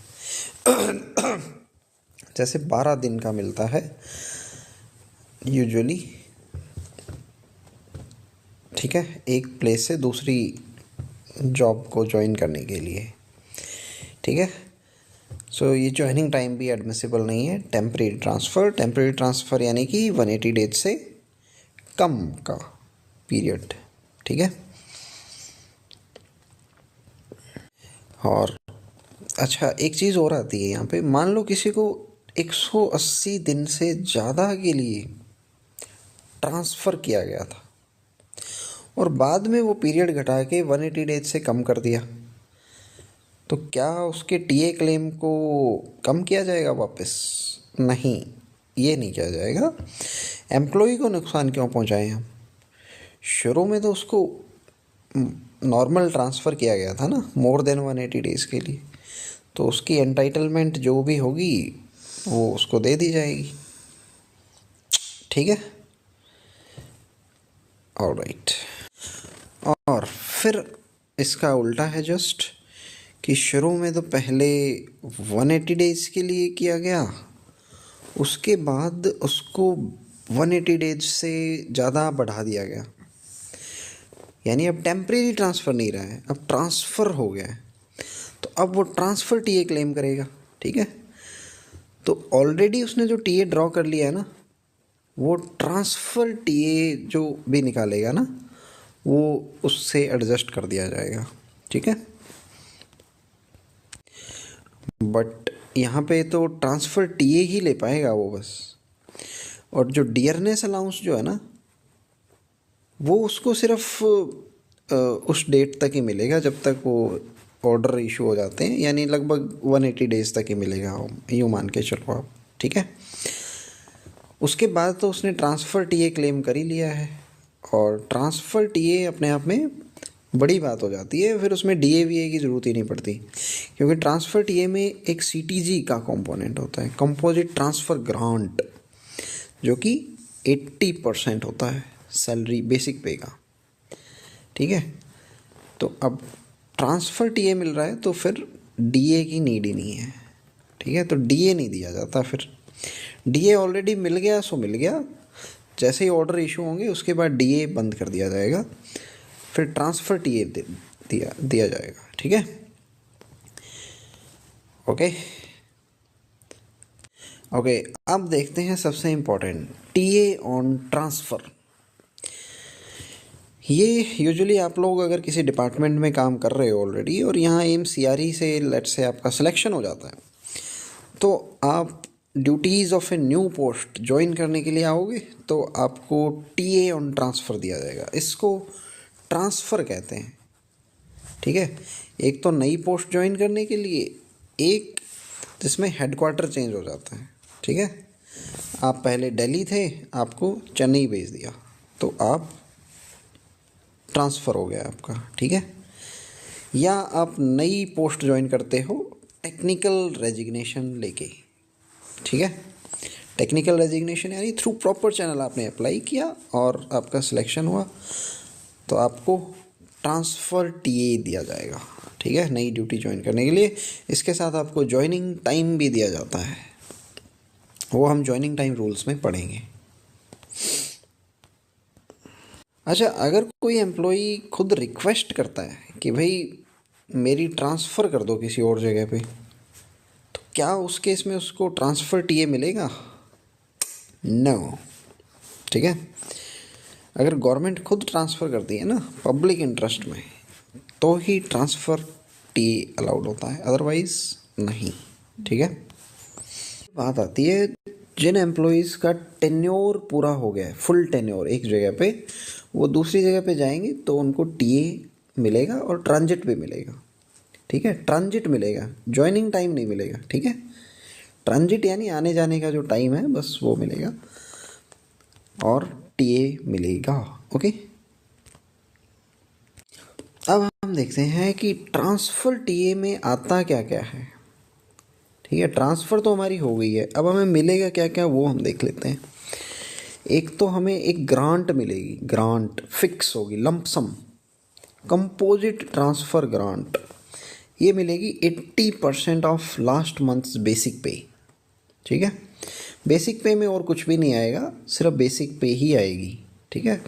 और अंडमान वगैरह से अगर आपका ट्रांसफ़र हुआ है तो आपको 100% मिलेगा, 100% ऑफ योर बेसिक पे, ठीक है। तो सीटीजी हमें याद रखना है, डेट इज़ 80%, और ये तभी मिलता है जब आपका चेंज ऑफ रेजिडेंस हो रहा हो, यानी आपका रेजिडेंस पहले कहीं और था, अब कहीं और हो गया है। अगर रेजिडेंस चेंज नहीं हुआ है तो आपको कोई सीटीजी नहीं मिलेगा, ऑलराइट। और डिस्टेंस जो है वो 20 किलोमीटर होनी चाहिए दो स्टेशंस के बीच, ठीक है, तभी मिलेगा। अच्छा, मान लो डिस्टेंस 40 किलोमीटर है बट रेजिडेंस चेंज नहीं हुआ है, तो सीटीजी मिलेगा या नहीं? नहीं मिलेगा, ठीक है। रेजिडेंस चेंज होना पहली कंडीशन है। मान लो 10 किलोमीटर ही है दूसरा स्टेशन जहाँ ट्रांसफ़र हुआ है, और रेजिडेंस भी चेंज कर लिया, तो क्या सीटीजी मिलेगा? नहीं मिलेगा, ठीक है। सो ये दो कंडीशन है, एक तो 20 किलोमीटर से ज़्यादा होना चाहिए डिस्टेंस दोनों स्टेशंस के बीच, और रेजिडेंस भी चेंज होना चाहिए, ठीक है। तभी ये जो कंपोजिट ट्रांसफ़र ग्रांट है, जो लंपसम अमाउंट है, ये मिलेगी। और क्या क्या मिलेगा? खुद के ट्रैवल का और फैमिली के ट्रैवल का खर्चा है वो तो मिलेगा ही मिलेगा, ठीक है। खुद का सामान जो है, पर्सनल इफ़ेक्ट्स, उसका खर्चा भी मिलेगा। आपका कोई व्हीकल वगैरह है, कन्वेंस, उसका भी खर्चा मिलेगा, उसको ट्रांसपोर्ट करने का, ठीक है। और जो रेल से कनेक्टेड नहीं है वहाँ के लिए रोड माइलेज मिलेगा। रोड माइलेज हमने देखा ना, पर किलोमीटर के हिसाब से जो होता है, या बस टैक्सी वगैरह का खर्चा है वो भी मिलेगा। ठीक है,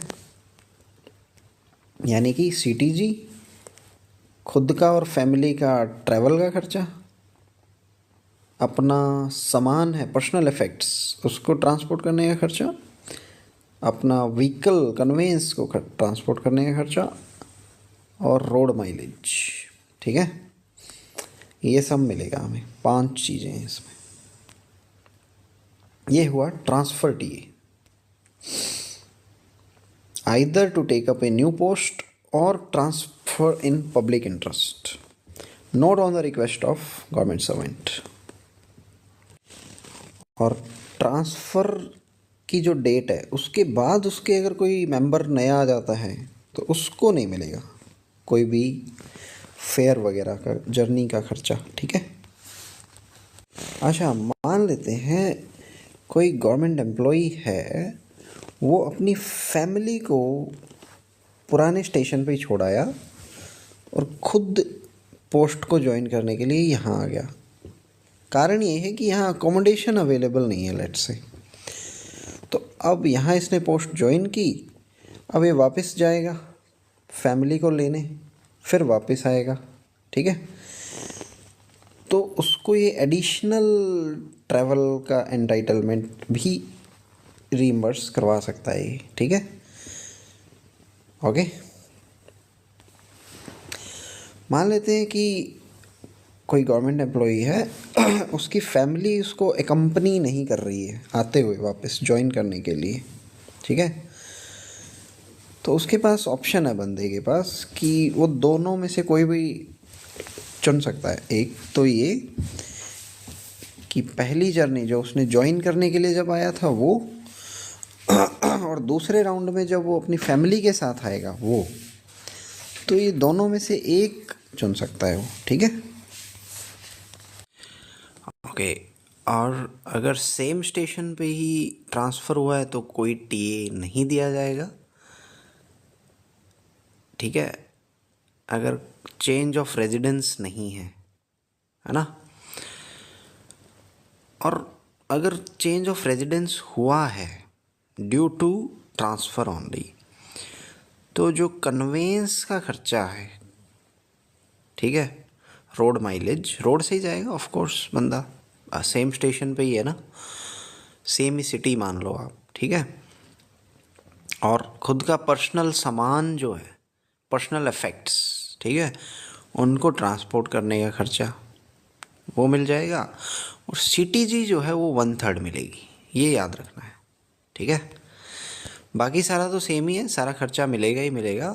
सीटीजी 1/3 ऑफ 80% मिलेगी, 1/3। ठीक है, हाफ भी नहीं, 1/3 अगर सेम स्टेशन पे हुआ है ट्रांसफ़र और रेजिडेंस चेंज हुआ है। ठीक है, कंपोजिट ट्रांसफ़र ग्रांट है ना ये। ठीक है, ये 1/3 मिलेगी। ऑलराइट, और ये जो है ना सीटीजी 1/3 और ये कन्वेंस वगैरह का खर्चा, ये सब तभी मिलेगा जब चेंज ऑफ रेजिडेंस है। अगर रेजिडेंस चेंज नहीं हुआ है तो कुछ भी नहीं मिलेगा, नो टीए। ठीक है, नो ट्रांसफ़र टीए। और इसके अलावा ये जो 20 किलोमीटर वाली लिमिट है, 20 किलोमीटर से कम है तो भी कोई टीए नहीं मिलेगा। और अगर रेजिडेंस चेंज हुआ है तो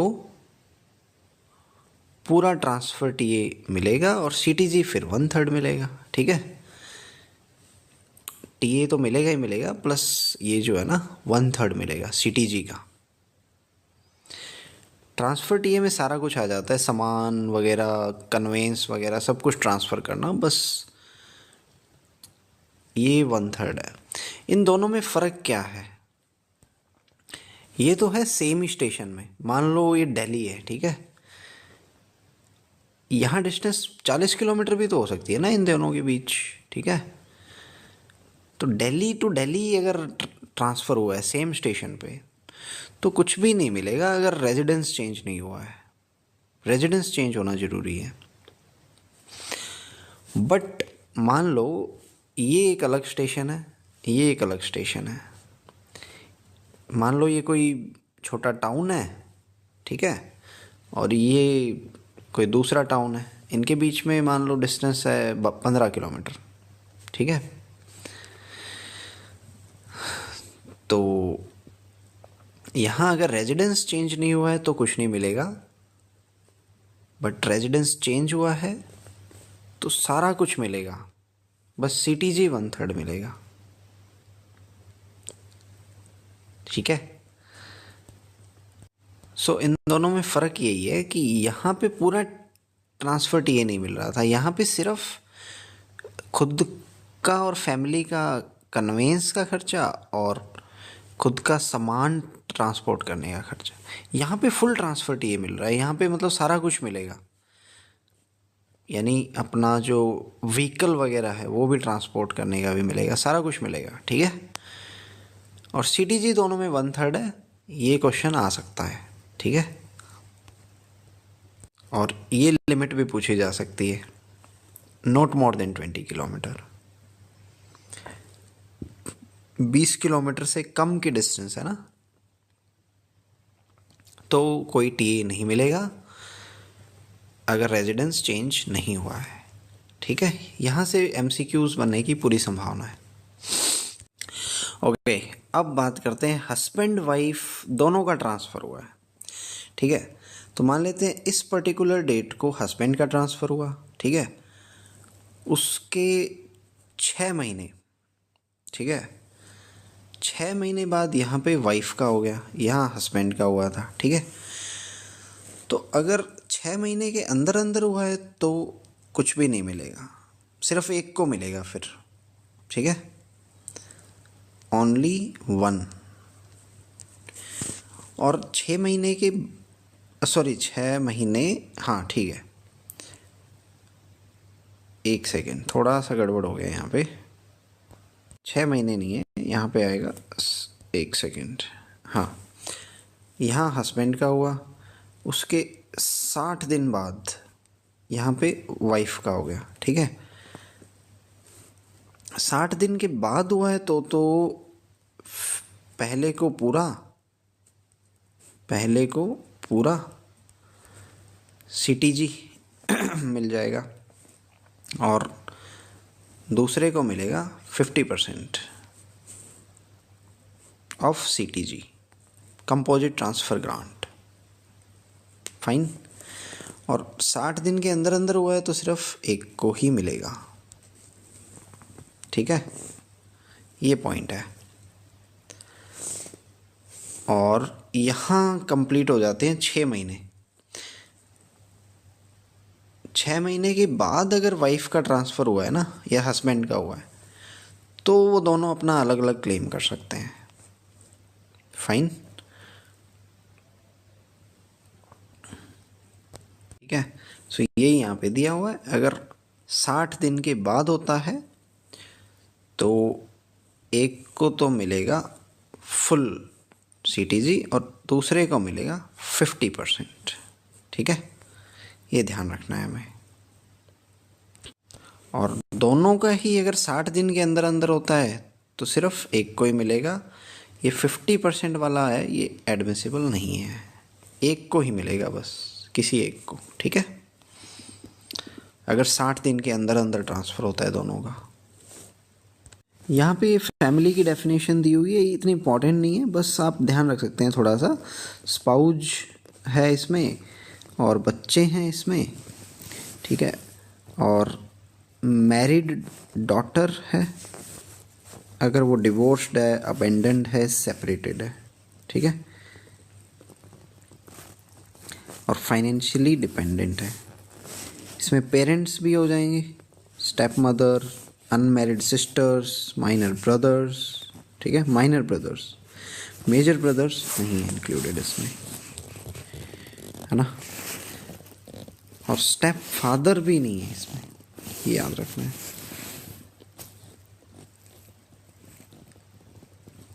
और विडोड सिस्टर्स भी आ जाएंगी इसमें, ठीक है, इतना इम्पोर्टेंट नहीं है बट ध्यान रख सकते हैं। और डिपेंडेंट किसको कहेंगे? जिसकी 9,000 पर मंथ से कम की सैलरी है, जो कम कमाता है 9,000 से। ठीक है। और जर्नीज़ के लिए क्या एंटाइटलमेंट रहेगी? जो टूर के लिए हमने पढ़ी थी ना, सेम रहेगी, रेल, रोड, एयर, स्टीमर। ठीक है। इसमें कुछ टाइम लिमिट भी दी हुई है, इस पर भी एक नज़र मार लेते हैं कि जो फैमिली है ना,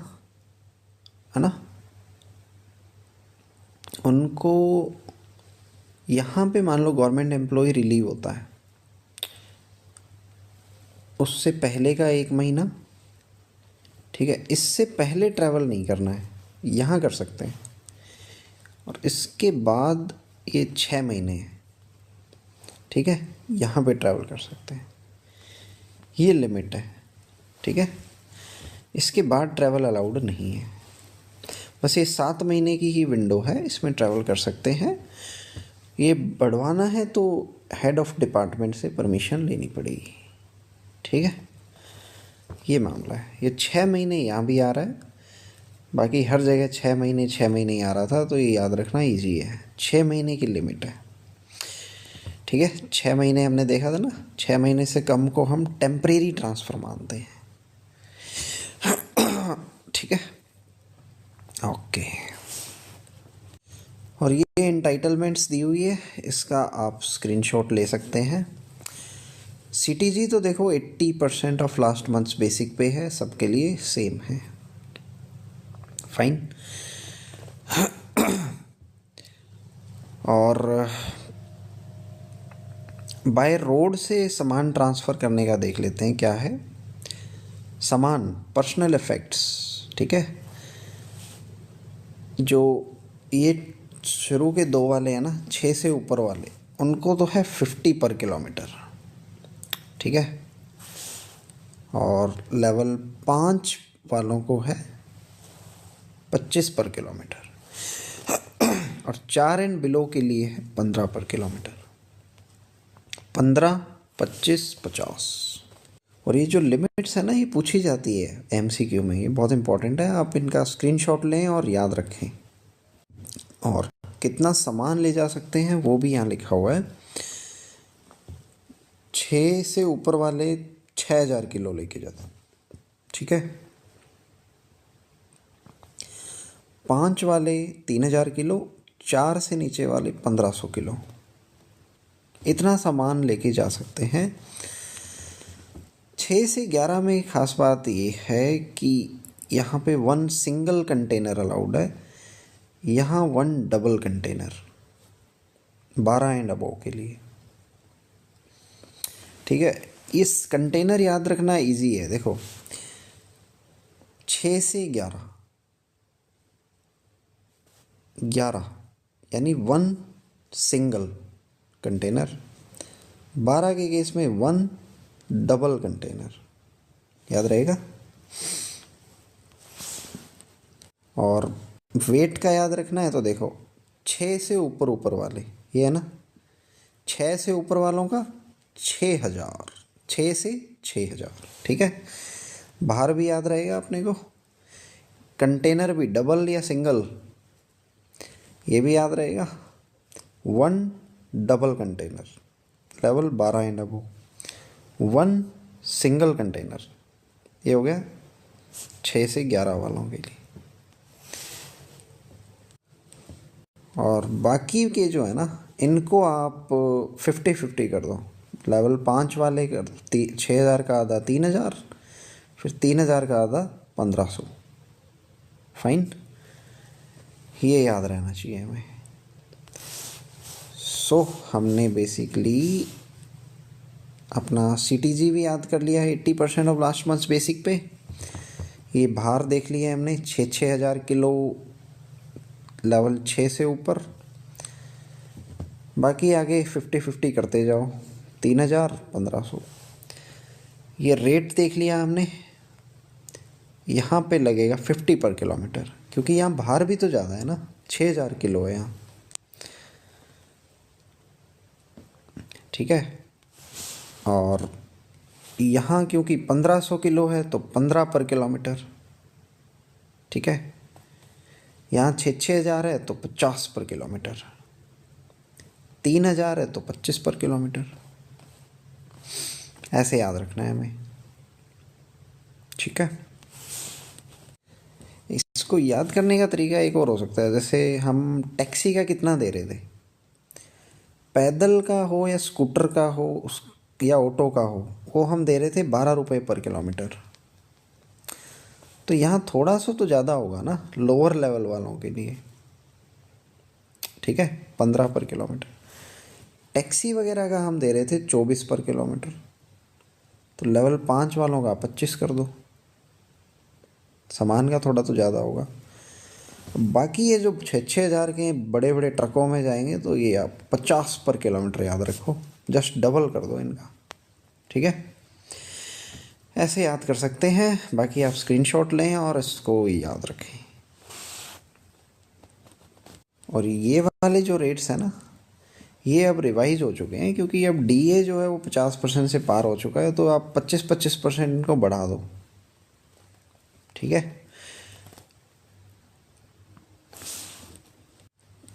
तो ये वाला जो रेट है 50, इसका 1/4 इसमें ऐड करोगे तो ये करीब करीब अपना 62 हो जाएगा, ठीक है। आप इतना याद मत रखो, आप बस ये वाले लिमिट्स याद रखो, क्योंकि ये याद रखना आसान है।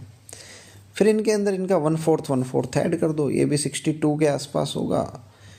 इसमें 25 और 6 ये 31 हो जाएगा, ये 15 और 3 18 हो जाएगा, ठीक है। आप ये लिमिट याद रखो, इनको थोड़ा थोड़ा बढ़ा दो, ये तो बस अपना आंसर आ जाएगा, ठीक है।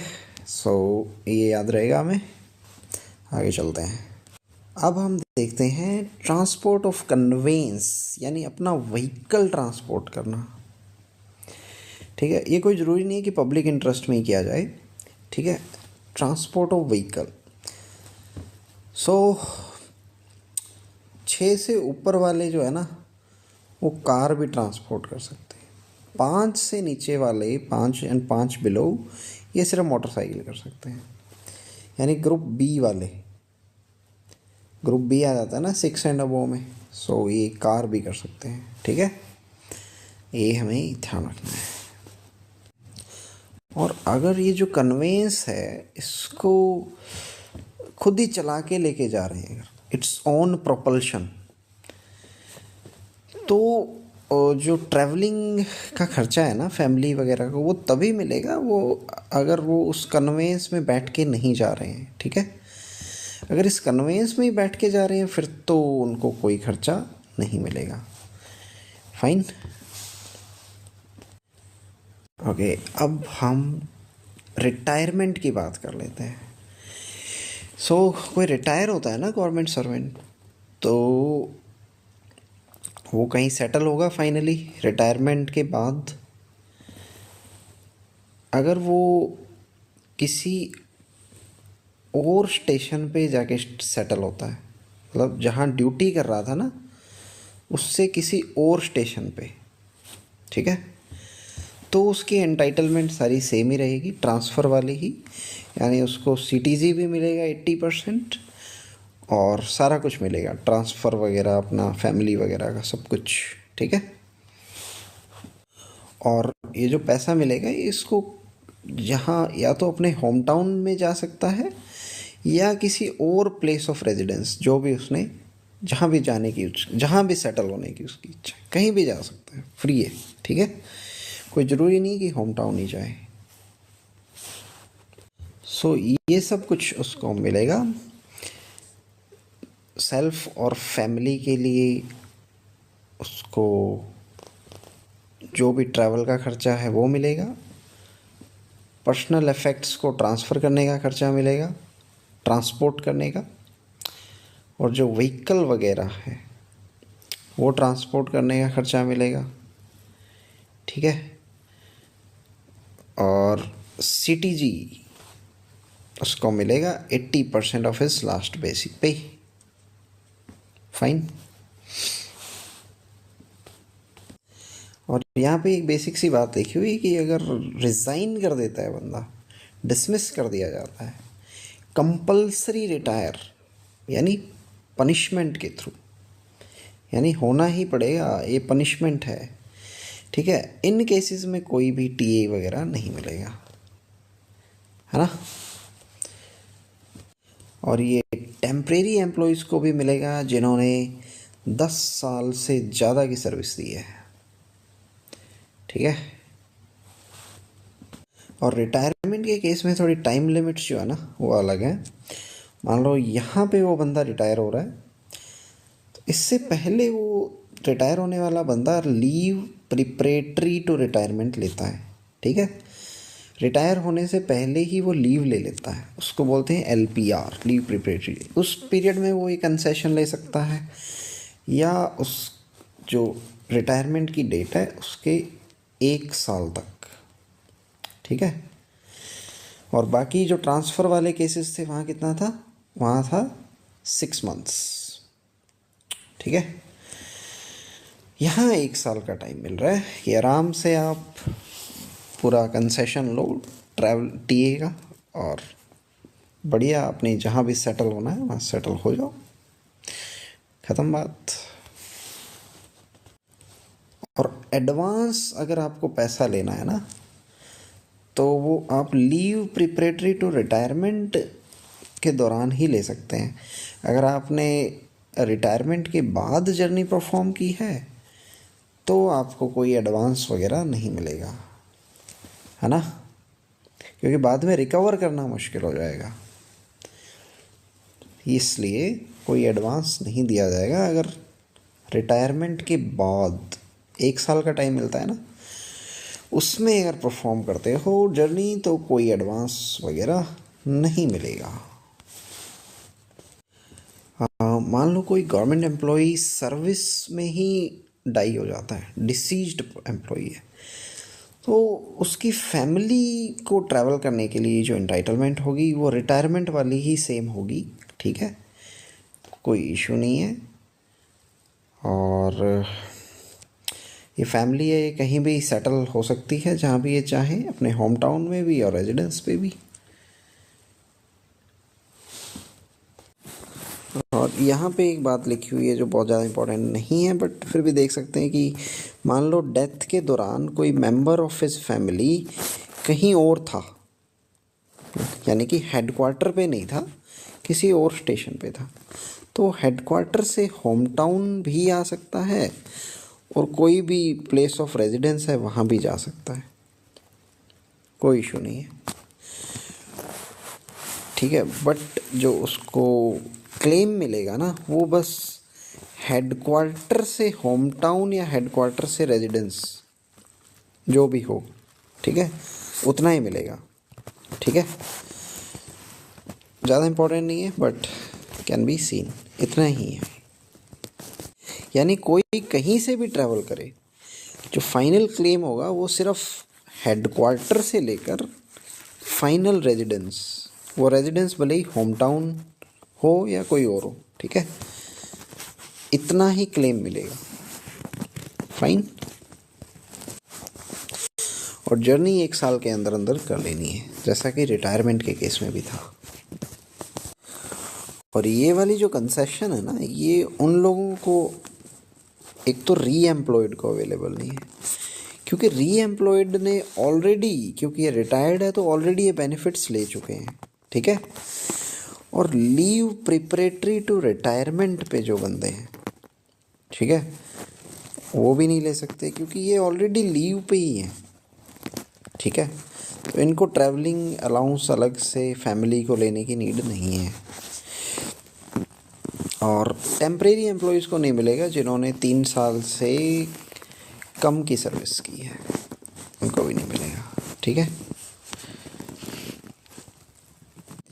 और टीए का एडवांस जो है वो maximum 3/4 of the probable amount of travelling expenses, 3/4 हम ले सकते हैं।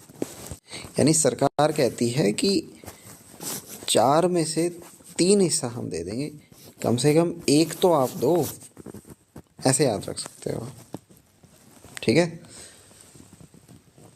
कि भाई बंदा रिटायर हो रहा है तो 1 हिस्सा तो दे ही सकता है, 3 हिस्से हम दे देंगे, कोई बात नहीं, गवर्नमेंट दे देगी एडवांस का। 1 हिस्सा तो आपको देना पड़ेगा। फिर एडवांस हम लेते हैं टीए ऑन टूर के केस में। टूर हमने सबसे पहले पढ़ा था ना, तो उसके लिए 1 महीने का खर्चा जो होगा ना, उतना एडवांस आप ले सकते हो।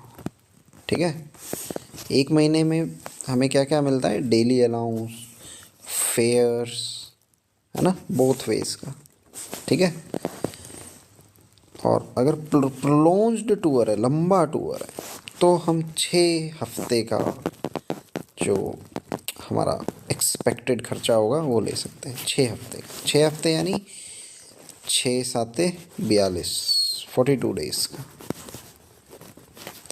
यानी 1 महीने में आप 12 दिन और जोड़ दो। प्रोलॉन्ज्ड है ना ये, थोड़ा सा प्रोलॉन्ज्ड यानी 2 वीक एक्स्ट्रा मान लो। ठीक है, तो यहाँ पे 1 महीने का खर्चा, यहाँ 6 हफ्ते, यानी 1 महीने में 2 हफ्ते और जोड़ दो। 2 वीक से ज़्यादा तो क्या ही प्रोलॉन्ज करेगा कोई। ठीक है, यहाँ पे कुछ FAQs दिए हुए हैं, इस पे आप नज़र मार सकते हैं। एक अच्छा FAQ आप देख सकते हैं, what is the condition for grant of 1/3 of CTG with in the same city. तो ये तभी होगा जब आपको एक्चुअल चेंज ऑफ रेजिडेंस होता है। ठीक है, इस तरह से बाकी के क्वेश्चंस हैं, आप एक बार देख सकते हैं। इसी के साथ हमारा जो ट्रैवलिंग अलाउंस था, बहुत ही कॉम्प्लिकेटेड तो नहीं है, बट थोड़ा सा मतलब एग्जॉस्टिंग है रूल अपने आप में, कॉम्प्लिकेटेड है काफ़ी, इसमें टर्म्स वगैरह हैं काफ़ी, इसमें नंबर्स बहुत सारे हैं। ठीक है, ये हमें याद करने हैं। ट्रैवलिंग अलाउंस हमारा यहीं समाप्त होता है, और नेक्स्ट वीडियोस में हम एक तो NPS हमारा पेंडिंग है, एक FRSR पेंडिंग है, और इसके अलावा हम कंप्यूटर पे क्लास करेंगे। ठीक है, ये मोटा मोटी हमारी चीज़ें हो जाएगी। FRSR हम 2 से 3 वीडियोस में कवर करेंगे, कोशिश करूँगा 2 वीडियोस में आ जाए, और ज़्यादा अगर टॉपिक्स हुए तो 3 वीडियोस लानी पड़ेंगी। कंप्यूटर हमारा 1 वीडियो में ख़त्म हो जाएगा, 1-1.5 घंटे की। NPS भी छोटा सा है, ये आधे घंटे में ख़त्म हो जाएगा, 30 मिनट में। ये बहुत ज़्यादा कॉम्प्लिकेटेड नहीं है। और अगर आप यहाँ तक पहुँच ही गए हैं तो बाकी की वीडियोस का भी मैं आपको बता देता हूँ। बहुत ही कम्बरसम वीडियो ये रही है, तो आप पहुँचे हैं तो आपको बाकी वीडियोस का भी पता होना चाहिए। ये हमारा चैनल आप सर्च करेंगे, आशीष सिहाग एनालिसिस, इसकी प्लेलिस्ट्स में आप क्लिक करेंगे, यहाँ पे ये प्लेलिस्ट दिया हुआ है। ठीक है, इसमें यहाँ पे CCS रूल्स प्लेलिस्ट बनी है, यहाँ पे क्लिक करें और सारी वीडियोस हमने डाली हुई है इस पर। Leave rules, CCA rule, GFR, और इसकी रिवाइज्ड वीडियो भी मैं डाल चुका हूँ। ठीक है, office procedure the most viewed, इस पर सबसे ज़्यादा व्यू आए हैं, 26K। ऑफिस प्रोसीजर बहुत ही शानदार वीडियो है। CCS LTC रूल्स भी हमने कवर किया है, conduct rule, CCS conduct rule, PYQ भी हमने कवर किया है ना, और पेंशन रूल्स हमने 2 पार्ट में कवर किया, पहला पार्ट और ये दूसरा पार्ट। ठीक है, ये हमारा दूसरा पार्ट, ये पहला पार्ट, 2 पार्ट में हमने पेंशन रूल कवर किया। बहुत ही बड़ा टॉपिक था और बहुत सारे क्वेश्चन आने की संभावना भी है। और फिर RTI एक्ट और GFR, हमने काफ़ी चीज़ें कवर कर ली हैं। I hope you like the video. मैंने अपनी तरफ से बेस्ट एफर्ट दिया है, बेस्ट पढ़ाने की कोशिश की है। इसके बाद भी कोई डाउट रहता है तो आप पूछ सकते हैं, कोई भी डाउट हो ट्रैवलिंग अलाउंस से रिलेटेड या किसी और रूल से रिलेटेड। ठीक है, सो इसी के साथ मैं अपनी वाणी को यहीं विराम देता हूँ और आपको अलविदा कहता हूँ। Fine, see you in the next video. Have a good night and good day.